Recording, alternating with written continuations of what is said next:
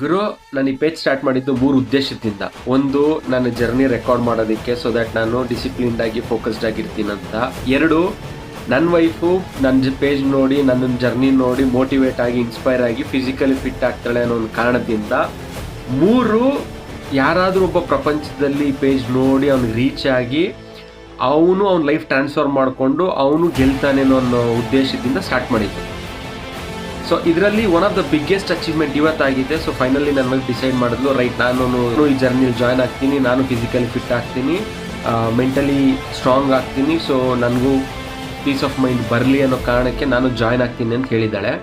So ನಮಗೂ 9 to 6 jobs ಇದೆ. ಬೆಳಗ್ಗೆ 2 ಅವರ್ ಟ್ರಾವೆಲಿಂಗು, ಸಾಯಂಕಾಲ 2 ಅವರ್ ಟ್ರಾವೆಲಿಂಗು, ಪಾಪನ ನೋಡ್ಕೊಬೇಕು, ಮನೇಲಿ ಕೆಲಸ ಮಾಡಬೇಕು. ಇದ್ರ ಮಧ್ಯದಲ್ಲಿ ನಾವು ಪರ್ಸ್ನಲಿ ನಮ್ಮ ಮೇಲೆ ಟೈಮ್ ಇನ್ವೆಸ್ಟ್ ಮಾಡಿ ಫಿಟ್ ಆಗೋದಕ್ಕೆ ಹೋಗ್ತಿದ್ದೀರಿ.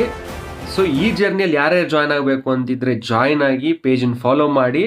ಸೊ ಎಕ್ಸ್ಕ್ಯೂಸ್ ಕೊಡೋದಕ್ಕೆ ಹೋಗ್ಬೇಡ್ರಿ, ನೀವು ನಿಮ್ಮ ಲೈಫ್ನ ಟ್ರಾನ್ಸ್ಫಾರ್ಮ್ ಮಾಡ್ಕೊಳ್ಳಿ. All the best.